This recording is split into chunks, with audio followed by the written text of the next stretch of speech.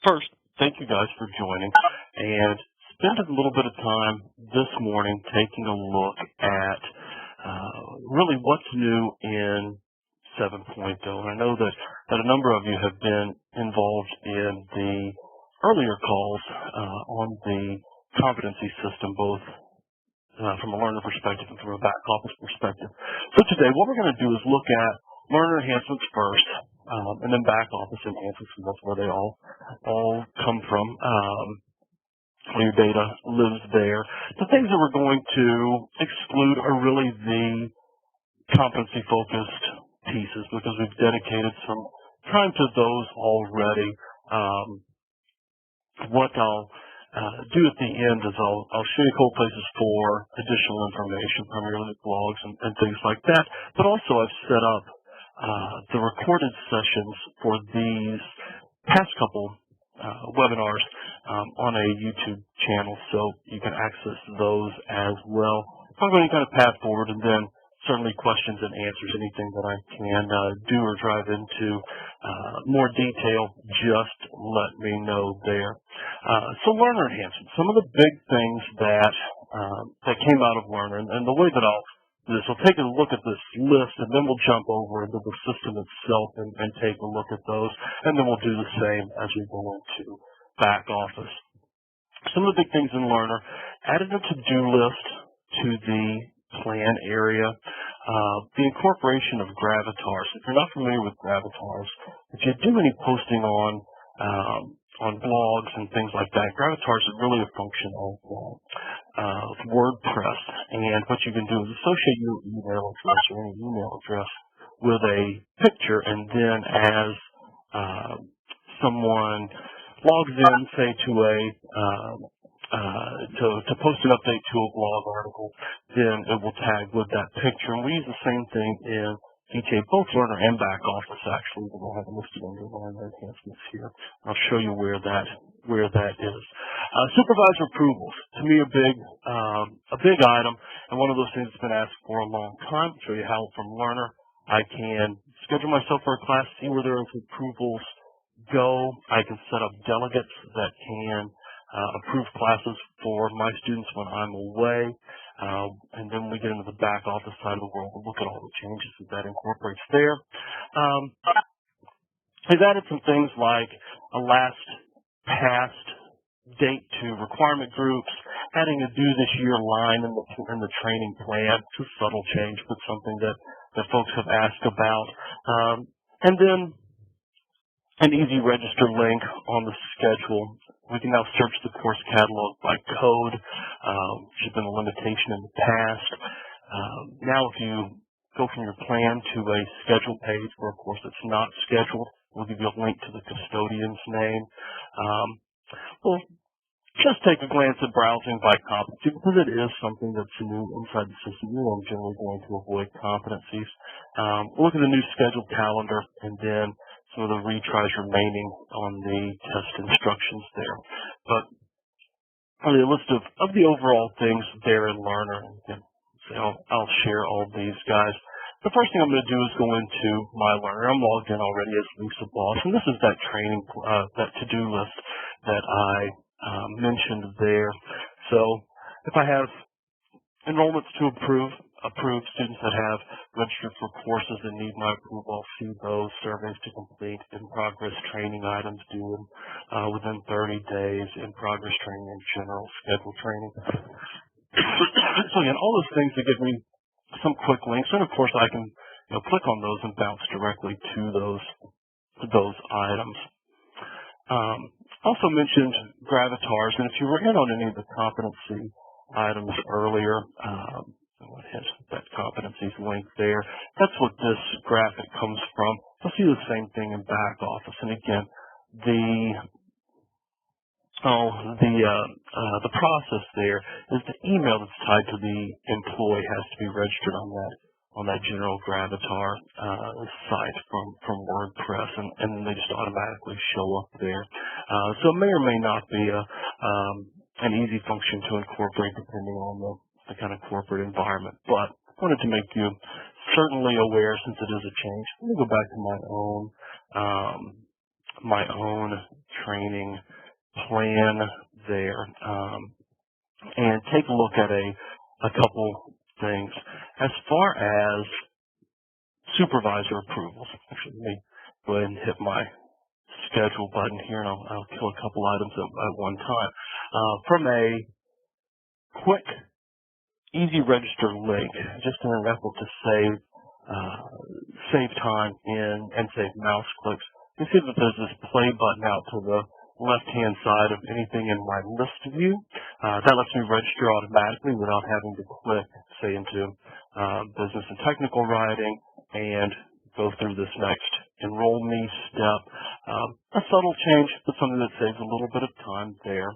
If I go and I look at my calendar view, this is a new control that's inside the system, this full-size calendar, and it's nice. It's a good clean calendar, and it spans dates very well. So again, something else that's new here that I wanted to show. If I click on this business and technical writing, getting back to that supervisor approval piece, I'm going to go in and I can see the class description, as you've always been able to do. I'll click Enroll Me, and it's going to tell me that I've been enrolled with a pending approval status, and that notice requesting approval was sent to Richard Arno. That's a hyperlink there. So this is my primary supervisor associated with the employee record for the student that I'm logged in with. Now, I could use this to email that person directly, just click on and open up my Outlook and send that note along. But the system has now sent a note to Richard that said, this is a approval that needs to take place. I mentioned from my learner, if I look, I have this My Approvals area. Then on my to-do list, it'll show me approvals to approve. I have a couple that are already out there, and it shows the course and the students that are pending. I can pick those guys, approve or reject them. Either way, they're going to get an email there that says that they were either approved for enrollment, and the Outlook calendar reminder that they received goes from tentative to confirmed, essentially, if they're approved. If rejected, it gets removed there. The other thing that can happen, and it'll make more sense when we take a look at it from the administrator standpoint, is I can just let an approval expire, and then I end up with an unapproved status. There are a couple different changes that happen from a back office standpoint based on these approvals. Now, I mentioned earlier having delegates, because I can set up courses, have the approvals required, but then as a approving supervisor, I may be out of the office, out of pocket, want to delegate those approval abilities. Under the utilities icon here, I have this My Delegates link, and again, only shows up for primary supervisors. But what I can do there is pick someone out of my student list, and of course I can pick them from other sites as well, and I can set a start date and an end date for the period of time that they're my delegate. And I can set up multiples there as well. When we get into the back office, I'll show you where these records are written. But now, if someone that had Lisa Boss as an approving supervisor registers for a course, it's going to be Duncan Welder in this case that then gets that message instead. So try to move as much of that to be a self-service function for supervisors as possible. So, I'm going to bounce back to my learner and just show you a couple other things. Let me hit my training plan. And again, some of these are relatively subtle changes. If I span this out and say, oh, let's do the next 12 months and apply the filter, it's a little difficult in this theme to see, but you see there's a line in between accounting 2 and access intermediate. And the reason there is these courses are within this year, and the courses below that line are next year. Now, the color of that line, the boldness of that line, can be modified by the theme of your learner page. So if it's something you want to do and say that needs to be red, or whatever the case is, you can do that. But I've had requests in the past for having some way to differentiate what's doing this year and what's doing next year, and that line was added. A couple of the other things there, if I look at a requirement group, one of the things that people have mentioned in the past is, hey, I see a group and I see that I either take these courses or I don't, but I don't really ever see what course I took last out of that group and when those courses expired. If you think about requirement groups from the back office standpoint, you can set a unique refresher frequency for each of those courses that are included in the group. You may have a course that has a grace period or a grandfathering exemption record associated with it. So I want to provide a little bit more information there. And again, just a way to see what you have and you have not completed, the dates for those. I'm going to bounce back. And the last thing I'll show you here on the plan is if I hit this Access Intermediate, that Access Intermediate course is the one that I just scheduled for my, I was looking at the schedule for. Let me look at this Access Introduction. And again, here I fumble that guy away. I'm going to try a third time with this Planning for Employee Advancement. And that's one of those courses that is on my plan but does not have any sessions scheduled. And you see I have a link there where I can email the course custodian. That information's always been on the, or at least in recent years, has been on the course description page. But we've eliminated the step of going from my plan to the course description and then to schedule by displaying the schedule directly, which means you bypass that information if you needed to contact someone about getting that course scheduled. Okay, the last couple things from a learner standpoint here is if I look at in-progress training, and again, not a particularly exciting addition. Actually, let me back up a half step there. On in-progress training, this screen has changed because it shows me what lessons are next due for all of my in-progress training. In the past, it would just tell me that I've completed 1 of 2 lessons or 0 of 2 lessons, but it wouldn't tell me what was due next. And the feedback there was people may want to go in and just knock out post-class evaluations, but they don't want to bog down time with taking a full-length training module. Give them an easy way that they can come in and maybe take a look at those guys and just knock out their evaluation. So again, a little more information provided on the screen there. I'm going to click this Start Test link. And again, just an additional line here that you may not have seen in the past. If you're limiting the number of attempts someone has on a test, you'll see how many attempts are remaining on those test instructions. So again, just a little more information shared on the screen for students. At a high level, that's largely the changes that have been added on the learner side of the world. I did mention, if I look at my course catalog, I can browse those guys out by competency as well. So you're looking at mechanical skills versus personal effectiveness and interpersonal skills kind of courses. I could do that. And again, largely avoiding the competency and the assessment kind of functions in this specific presentation, just because we've looked at them over the past couple weeks in those earlier webinars. And we'll bounce back into Learner as much as you want there, and as the questions drive us as we continue on through there. But what I was going to do is bounce back over to my PowerPoint. I took a look at those learner enhancements, and I wanted to spend a little bit more time really getting into the back office side of the world.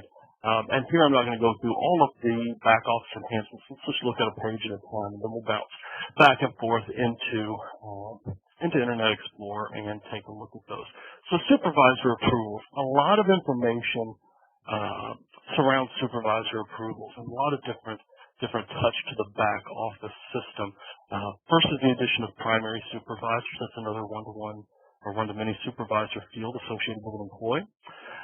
The ability to have delegates, like you saw in Learner. Courses in the catalog and in the schedule can require approval. The reason it's in both places is just like anything else I put in the catalog, it becomes my default setting, so I can set it in the catalog, and any future session I schedule will show up with requires approval. But then that also gives me the ability to require approval for self-study courses. So I can have a computer-based module or something that's fully self-study, which never gets scheduled, right? So I can flag it in the course catalog as requiring approval, and when someone signs up for that course or tries to launch that course, enroll in it, then it would notify the supervisor, and they would again have that pending status until the supervisor approved it and would essentially unlock the course. So there's some new statuses. We'll take a look at those on a roster record. And then there's all the email that's associated. And we'll talk about email a good bit in this presentation because there's a lot of email changes, enhancements that happened in this 7.0 release. And a lot of those driven by last year's user conference for those of you that were out in Phoenix. So I'm going to bounce back into Administrator here and take a look at really the back office places that have been touched by the Supervisor Approvals. So let me cruise over into Administrator and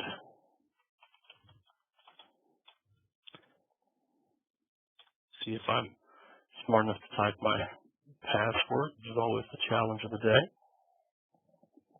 All right, a couple things here.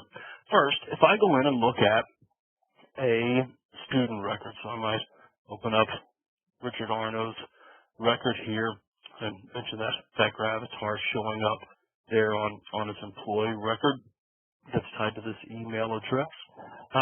But you see here, primary supervisor is Lisa Boss, and that's why when Richard signs up for a course, it's Lisa that's going to be tagged as his primary supervisor for approving or rejecting that registration. Mention the delegates as well, which are tied to an individual employee record, student record. So if I look at this delegates tab, you're going to see that Richard has set up a couple delegates, Lisa Boss early part of this year, and then Jackson Welder more recently this year. Now these are editable fields, so you could add delegates as an administrator. You could modify delegate start and end dates as an administrator. Even though I like to see those stay as much supervisor functions as possible, I recognize the fact that is going to be something that someone's asked to do at some point, so I can manage those myself here. I'm going to cancel out there, not make any changes, but that's the way that a person gets tied to an approver and those delegates get recorded, or you can find those guys. The other thing I'm going to do is take a look at my schedule, and specifically for that access course that I had clicked on earlier. So there's my Access Intermediate, and let me go back, sorry, there's Access Introduction that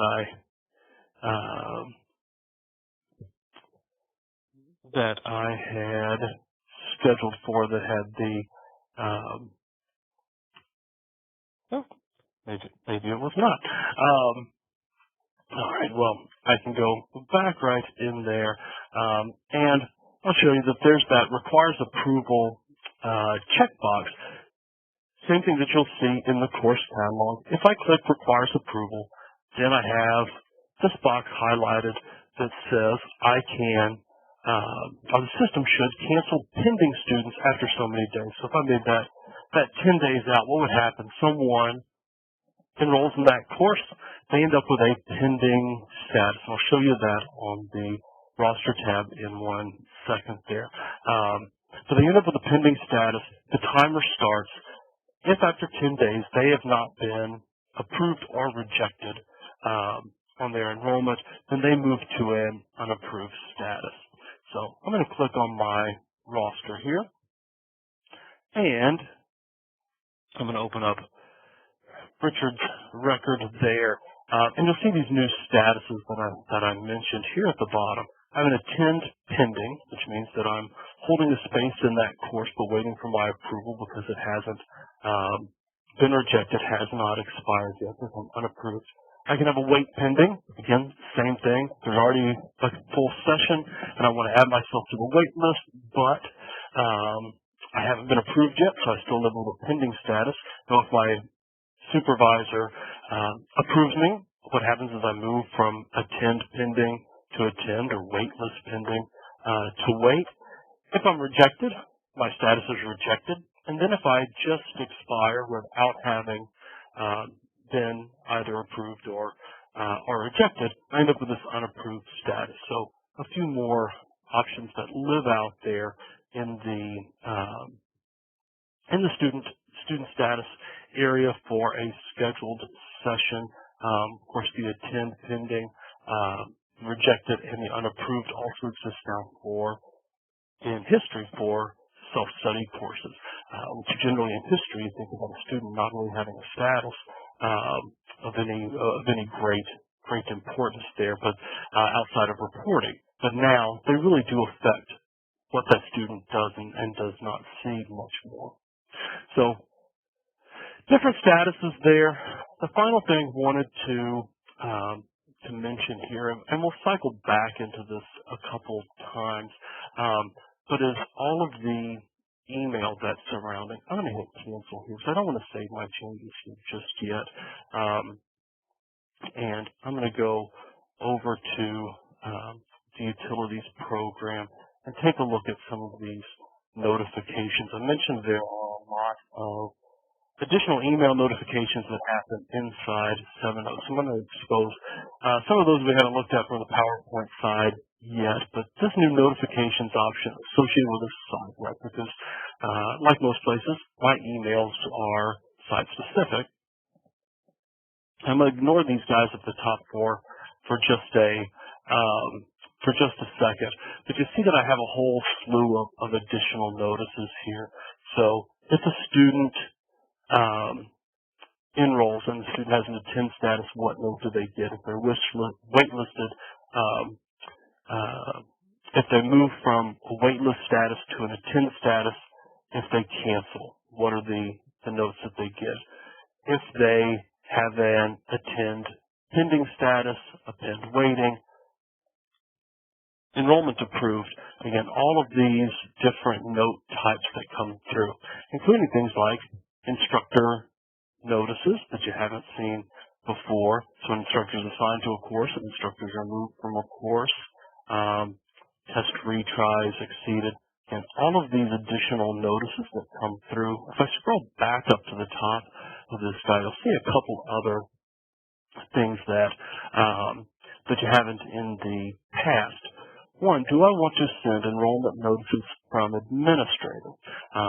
And I know that there's been feedback now for years that if a student goes into Learn and registers for a course, the system will send them an automatic email notice with the Outlook calendar reminder.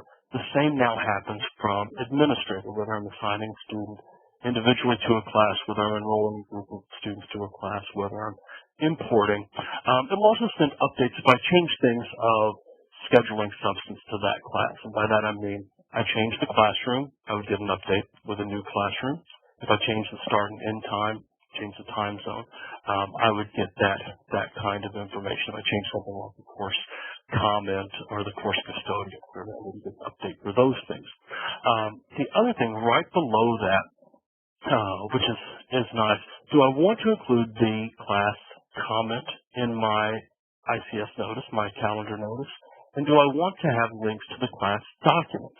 So if you think about having a class document like a map to the training center, or maybe a pre-reading document that you don't want to use as a lesson that you require someone to take, you can have those links, and now those things will go out as links inside your calendar notices. The last place I was going to show you that's affected here is back under administrator in my miscellaneous area. You notice that this also drives a whole heck of a lot more email templates, right? So here I have my enrollment approved, enrollment not approved, enrollment pending, enrollment rejected. For those of you that don't use the European Union data privacy requirements. You might see these accepted use and accepted kind of items there. Those are really based around, again, data privacy, accepted use, declined use. But you will see many more of these enrollment notices that go out. So again, a lot of information there. And if you want to take a look at any one of those guys, of course you can do that. So, you know, here, if someone was rejected for a class, it says here, first name, your enrollment has been rejected for course time information, and then it says the enrollment was rejected by, and it gives the person that canceled their enrollment or rejected their enrollment there. So you may, of course, want to modify any of those templates just like any of the others that are automated inside the system there. So a lot of information around the supervisor approval functionality that came into 7.0. If I bounce back over some of the other things, and again, I've exposed a little bit of this to this point, but report scheduler, broadcast email can now copy supervisors. It can actually go to just directly to the supervisor, so copy's a little bit of a misnomer there, perhaps. And then it can also copy instructor, and we've improved the find student function to give some additional information there. So let me bounce back over and take a look at the report scheduler. Is seeing reports clearly, and here at the bottom of my report favorites. In any of these reports I can run, and if I just click the play button here, it will run like a regular scheduled, not scheduled report, a regular regular report favorite. So let me grab that guy, and slowly but surely we'll go through, and of course it'll probably open up on another screen. So I'll drag that over. Here's just my regular job title matrix report. One of the things here, and again, I'm going to mention this on one of the later PowerPoint slides, but now that we've seen this report, something that's been changed here is in the past, these have always been just circles, right? So I'd get a red circle for in compliance, a yellow circle for something due in the next 60 days, a red circle if I was out of compliance. But now these have changed to be a circle, this kind of parallelogram slash, and then a square. And if someone's sitting there saying, oh, Duncan, that's the most underwhelming feature you've ever shown me.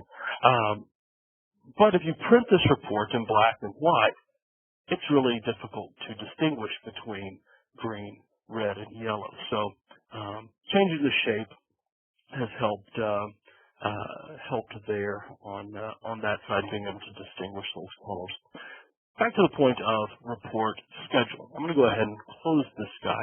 If I have a report, I like it and it works for me, and I want to receive that report with some regularity. What I can do is edit my report favorite options, and you see you've always had the general tab, putting a name and a description, and then my report options if I wanted to go back in and modify something. What I can do now is hit Scheduler. Now it's critical that I either turn it on or turn it off, right? Because I've set up a couple of these guys from a testing standpoint before and left them inactive and wondered why I didn't get email. But if you make your scheduled report active, you can set up a couple different email addresses if you want. One is a confirmation email that will just let you know that the report ran. So if I'm going to run a report and choose something like output to team, where I never see a physical report, I'd like to have an email that comes to me that says, hey, this report actually was executed and ran. Or I may send that report somewhere else. I can send it to another email address. I could save it in back office. Maybe I'm writing it to an FTP site or a secure FTP site so that that data can be imported into some other system as a data feed. But this lets me know that that report happened. When does that report run? Night, morning, afternoon, or evening? So just some general bands there. They are sensitive to the site's time zone setting back over in utilities. So, if I run things in the morning, they show up at my morning. If I was working at a site in the UK, my morning would be a different time span. Where do I want those things output? Well, right now I have it emailed, and it's going to Duncan W at risk-inc.com. It does come in password protected because those emails may contain, sensitive employee kind of information, and it's the user ID of the person that scheduled that, the administrator that scheduled that report that can open those.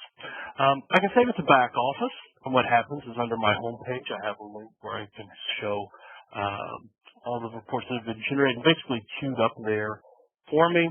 I can send to an FTP site or an SFTP site, and either one of those options is going to let me put in the location, the password, all of that information. Do I want to override the existing file?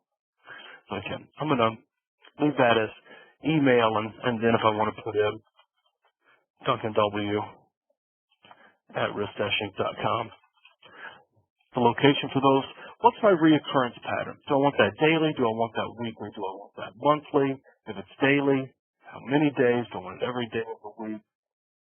And then when do I want them to start, or when do I want it to end, or do I want to leave no end date there? So again, works very, very similar to setting up recurring appointments in Outlook or other calendar systems, things like Google Calendars, where I build those, set them up, and let those guys run. I'm going to hit reset here, so I'm going to go back to my last saved position. I'm going to go back to the grid. Point out here, I do have a scheduled column in the grid. True means that report is not just scheduled, but it's scheduled and the schedule is active. Once it becomes inactive, that changes over to false. And then it shows my base report. That was the starting point for that report favorite as well. So a couple bits of information there.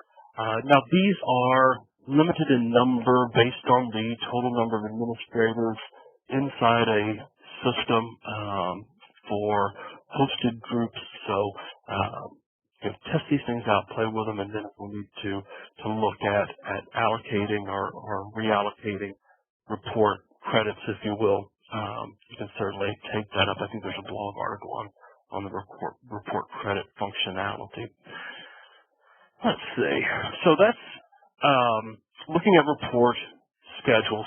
A couple other things that have changed here with broadcast email. If I broadcast email out to a group of students, I mentioned that I can now copy their primary supervisor. That's the one up in the student record.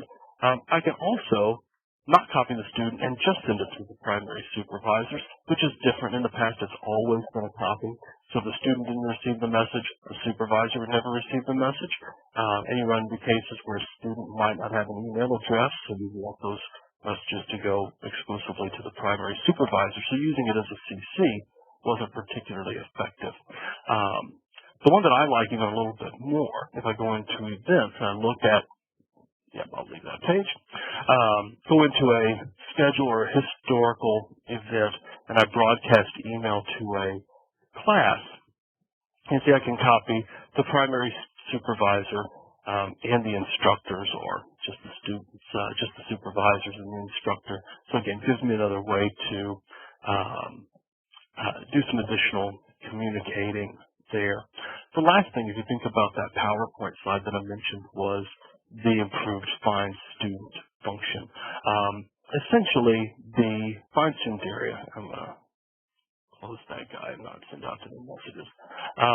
The Find Student function has been changed to really match the Find Course function. If you think about, in the past, not having a good way to find students across multiple locations. So here, I can see all my students across all sites, and then I get this filtering functionality, because I could do something crazy like just search by name, but I know I'll have dozens of people with the same name potentially, but I could say, just show me people with an email address that contains Acme, and now I'll get, John Doe out of the Colorado site, who's jdoe@acme.com. So again, just another way, another tool in the toolbox to help you find students, especially in larger multi-site systems there. And again, really mirrors the same function that was added in one of the 6X versions for finding a course inside the system.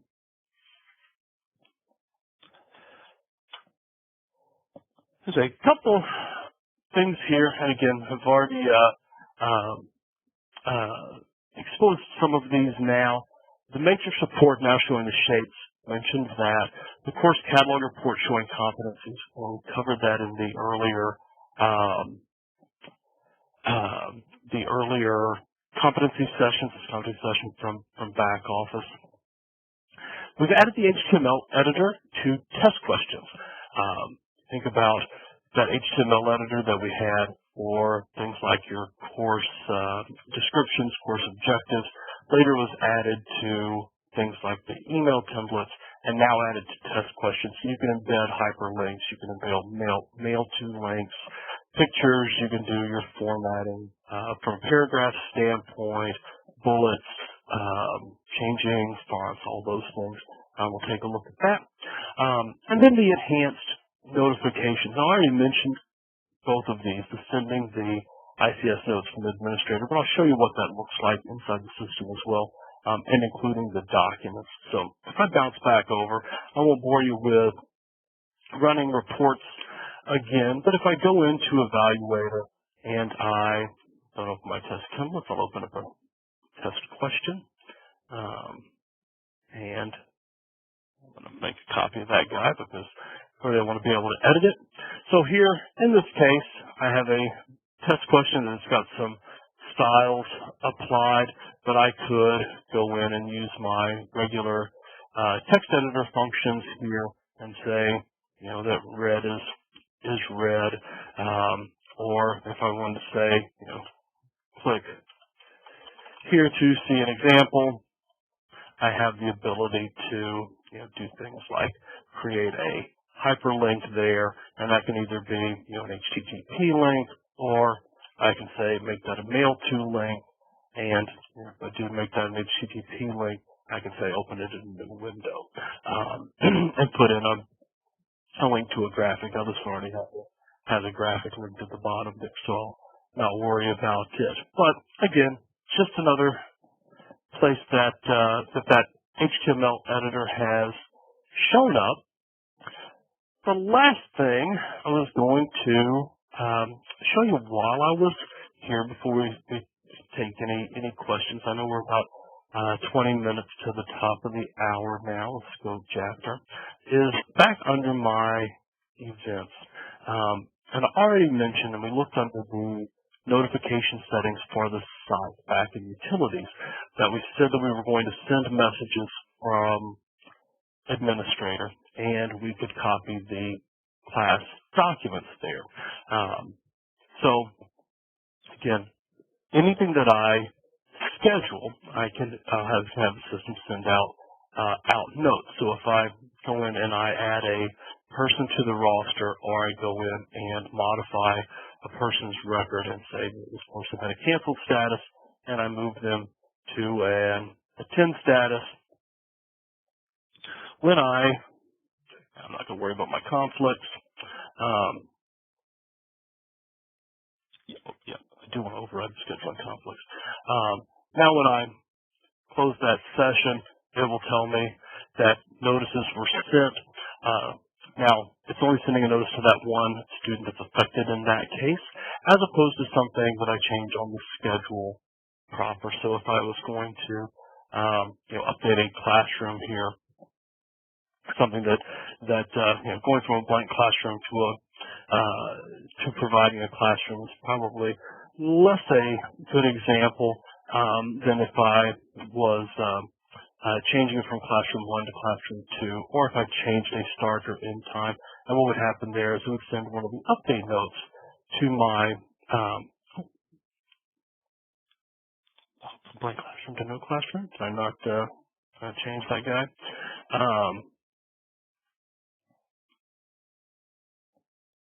Well, what have I done there on my my groups?